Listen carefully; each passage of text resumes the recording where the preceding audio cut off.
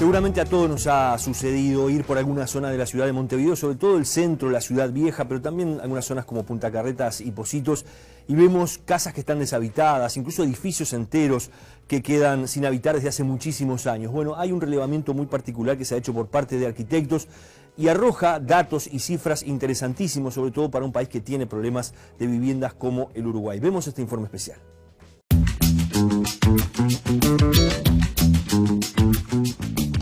Los diputados Alfredo Asti y Mauricio Guarinoni de Asamblea Uruguay se interesaron por el problema de las casas abandonadas y decidieron elaborar un proyecto de ley de declaración judicial de abandono de inmuebles en el año 2012.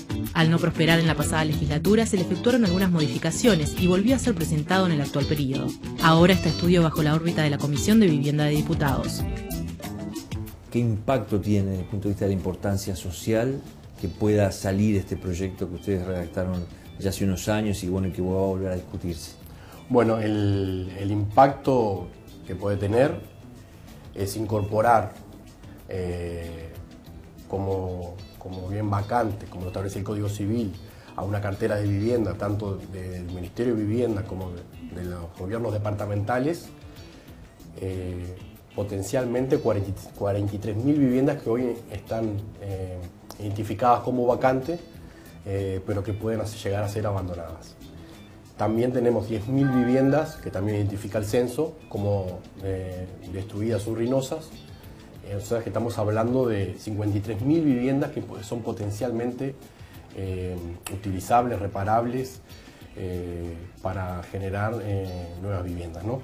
¿Qué dimensión le darías tú al tema de las viviendas abandonadas hoy, sobre todo acá en la ciudad de Montevideo? En términos generales, una ciudad tiene que tener entre 5 y 8% del stock transitoriamente vacío. Eso se considera internacionalmente un guarismo razonable, o sea que para una ciudad como Montevideo, entre 30 y 40.000 viviendas vacías, si estas son transitoriamente vacías, es normal y eso no es un problema. El problema que tiene Montevideo es que tiene algo más de esa cifra en viviendas vacías, y tienen muchas viviendas vacías que están vacías hace muchos años, algunas de ellas incluso ocupadas por intrusos y que generan dificultades en el entorno y en los barrios. Entonces, yo creo que la problemática no está tanto en Montevideo en el número, que es un número definitivamente cercano a lo que se considera normal internacionalmente, sino a esa situación congelada en el tiempo de muchas de esas viviendas, que eso sí es una patología urbana que en definitiva hay que solucionar. Los arquitectos Mariana Ures y Gonzalo Bustillo elaboraron el año pasado una investigación de relevamiento, conceptualización y caracterización de los inmuebles visiblemente abandonados en los municipios B y C de Montevideo. Actualmente, con el apoyo de la Facultad de Arquitectura de la Universidad de la República, el proyecto piensa ampliarse al municipio CH. El trabajo surgió como un trabajo de asistencia técnica para la Defensoría del Vecino en el año 2014. Supuso el relevamiento de los municipios B y C de Montevideo. Trabajamos sobre un entorno de 2.500 manzanas que fueron recorridas diariamente en 40 jornadas. Se trabajó en el marco del proyecto de ley de inmuebles judicialmente declarables en abandono, que indicó los criterios de los cuales se iba a trabajar sobre esta condición de abandono visible.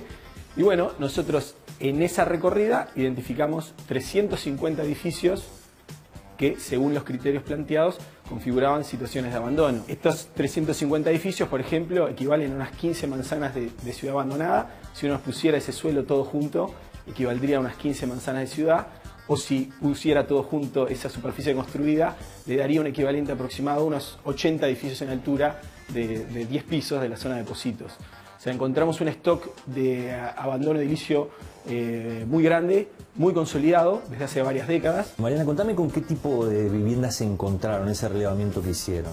Bueno, justamente uno de los grandes sorpresas fue la variedad tipológica en las arquitecturas que nos encontramos, ¿no? O sea, desde villas históricas en barrios como el Prado, edificios en altura, en zonas bien consolidadas, ¿no? Pero edificios terminados en altura, bueno, también edificios sin terminar, ¿no? Como mencionabas tú, en el caso de 18 y Tacuarembó, también viviendas históricas, viviendas tipo, las viviendas de los barrios Parque Rodó y Palermo. O sea, fue como realmente muy amplio el abanico de tipologías arquitectónicas con las que nos enfrentamos. ¿Sí? Hay gente que cuando habla de estos temas dice, bueno, hay un déficit habitacional importante, esta es una llave que, digamos, como que no se ha utilizado en realidad para solucionar el problema. ¿Es tan así, la dimensión es de ese tamaño, digamos, Desde la perspectiva que nosotros abordamos, esto es la condición de abandono visible, el stock de edificios que relevamos en estos dos municipios, en estos 2.500 manzanas, equivale aproximadamente a unas 2.500 viviendas.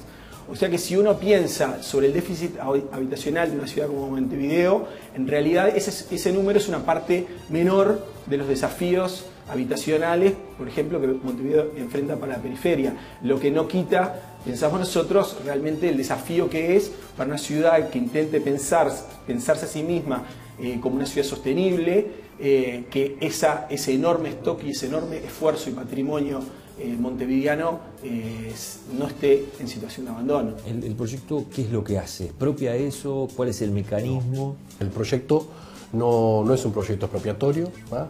La expropiación está establecida en la Constitución y se hace sin el consentimiento del propietario y por lo cual recibe una justa compensación, ¿va? Este es un proyecto que legisla sobre el consentimiento tácito del propietario. La legitimación activa para pedir la declaración de abandono la tiene las intendencias departamentales y el Ministerio de Vivienda, ¿va? Son quienes denuncian. Son quienes denuncian, ¿va? Y es el juez, ¿va? Con una inspección ocular obligatoria, ¿va? El que toma esa decisión. Pero obviamente el juez llega al lugar, identifica la situación y se pone en contacto con el propietario, ¿va? Estamos hablando que de entrada en vigencia de la ley hay 2 años, ¿va? 24 meses, ¿va?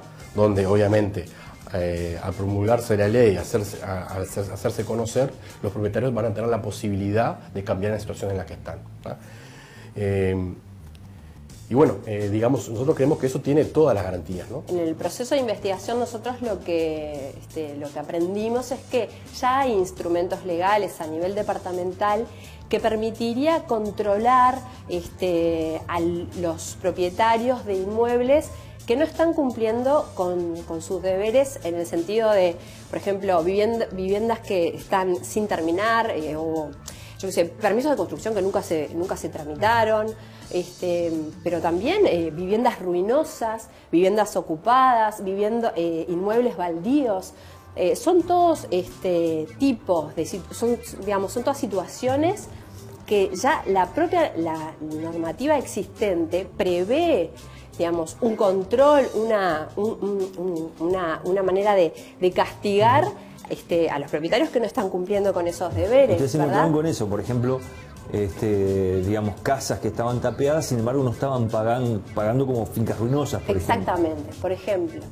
Y entonces lo que nos parece es que si bien, claro que es importante que se trabaje en una normativa, en una ley, en un proyecto, es correcto, porque siempre, digamos, vamos a adelantar el conocimiento que tenemos sobre este determinado tema, pero también nos parece que ya existen instrumentos legales para controlar, fiscalizar a los propietarios, a los vecinos que no están cumpliendo con sus responsabilidades y están perjudicando a la sociedad toda. Yo creo que sí hay que tener una política mucho más activa de vigilancia y de control de ese tipo de fincas.